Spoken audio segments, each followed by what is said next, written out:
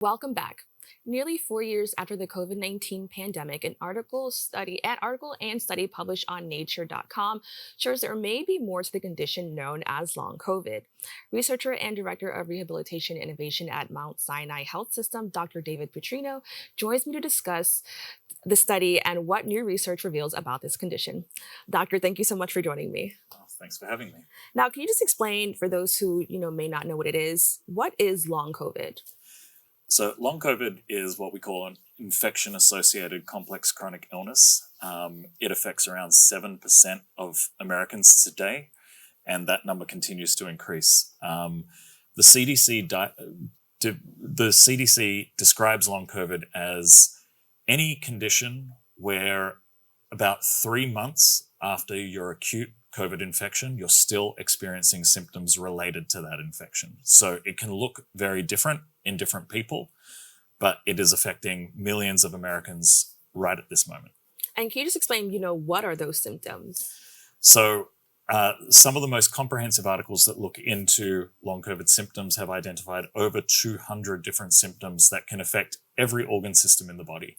Some of the most common symptoms are extreme fatigue, so people being unable to get themselves up from a laid down position or get themselves out of bed.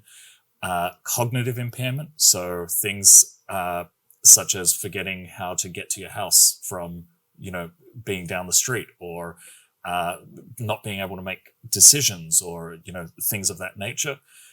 Then we also have things like post-exertional malaise, which is an inability to be able to exert yourself without experiencing severe symptoms afterwards, and gastrointestinal issues, skin issues, you name it. If you can think of an organ system, we see issues affected by long COVID. Now, can you talk a little bit more about the study that you participated in that examined the blood samples of individuals with long COVID? Yeah, so recently we completed a study where we looked for biological differences between people who had a diagnosis of long COVID, individuals who had had COVID and fully recovered from their acute infection, and individuals who had never had COVID.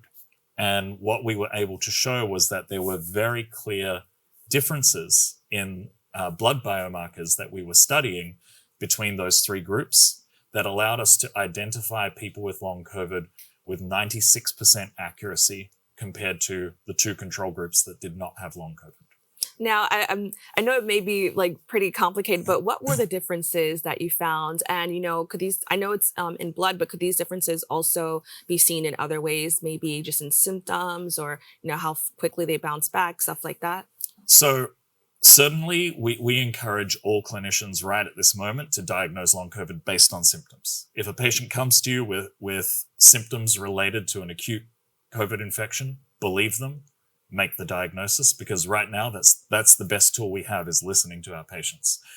But in terms of the blood differences that we found, it is complicated. There were many different things that we saw, but I can boil it down to three big things that we saw. The first was that we saw evidence of what we call viral persistence, meaning that there was strong evidence that in folks with long COVID, the virus is still in the body. The body is still producing antibodies against the virus.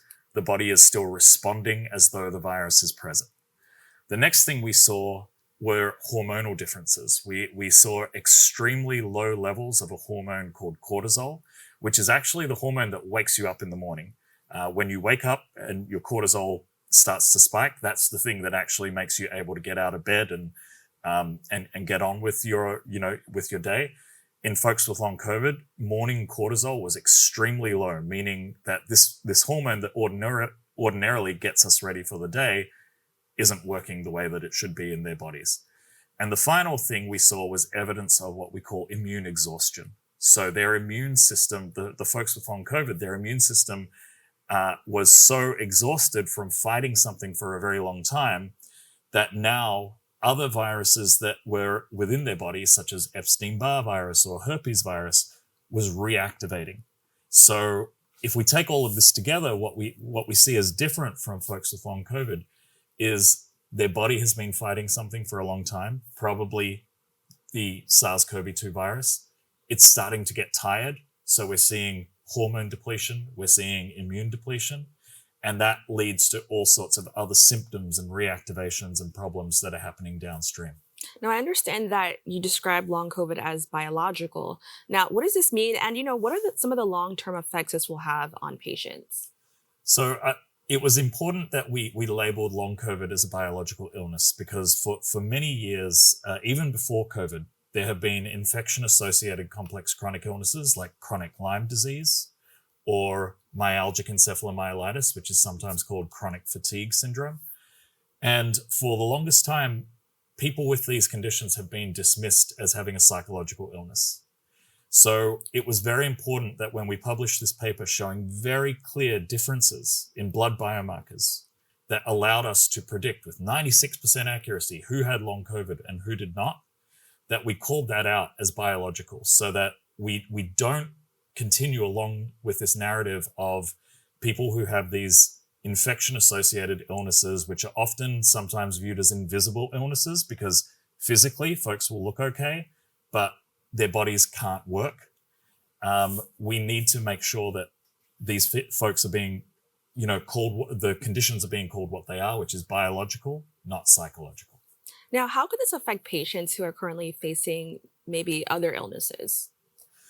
So individuals with long COVID come from all walks of life. So, we really actually haven't seen any specific vulnerabilities to going on to develop long COVID. I have people who, prior to their COVID infection, used to run marathons, used to do every sort of endurance sport you could think of, high performing individuals. And I have individuals who were quite unwell before they got COVID and they went on to develop long COVID as well. It really does seem to affect individuals indiscriminately. So what that tells us is we all need to be aware of this. We all need to be taking precautions to avoid developing long COVID. So I guess my next question now is, what causes someone to experience long COVID? Is it something maybe people, I know you mentioned that there are people who are healthy who experience this, but are there any factors or any markers that someone could look for to know if like they may experience long COVID at some point? At present, no. At present, I wish I could say, there are folks in our community who are safer than others, but right now, what we need to focus on is infection prevention. We need to focus on clean air. We need to focus on mask wearing. We need to focus on making sure that if someone goes to a hospital, they feel safe because we've taken a lot of infection prevention measures to make sure that they don't go on to get SARS-CoV-2 infection. So that would be the biggest thing that we can do right now to prevent long COVID in our communities is prevent getting infected in the first place. Now, I know we're still kind of like new in the research realm of like studying long COVID, but if this is a biological illness, could this in some way be passed down through genetics? Let's say someone is pregnant and they have long COVID. Is it possible that they could pass it on to their child, or is there any research to determine whether that is possible or not? It's a really great question. It's very unclear right now as to whether long COVID is something that can be passed down. I will say that the NHS in the UK, which is the National Health Service in the UK, has now made people with a diagnosis of long COVID ineligible to donate blood.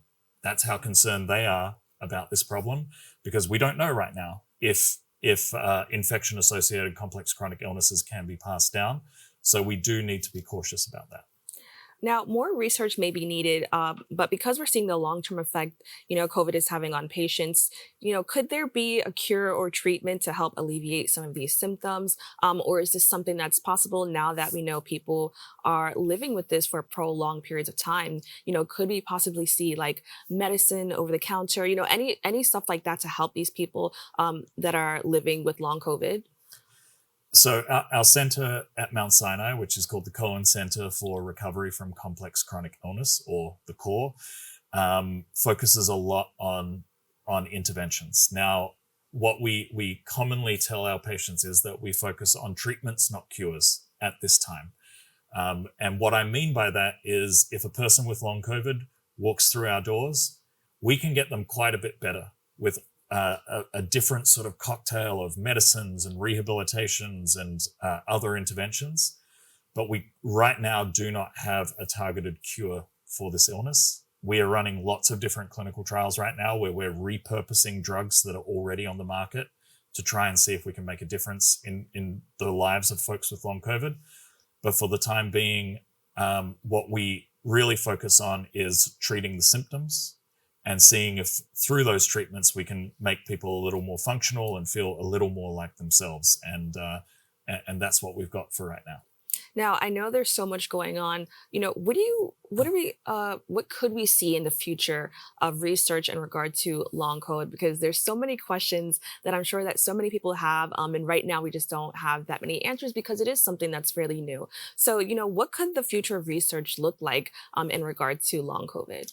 I think the future of research is bright. We have a lot of really incredible people working this problem right now. And I think from my perspective, what I'm most excited about is the prospect of very sophisticated clinical trials where we try combination therapies to treat individuals with long COVID.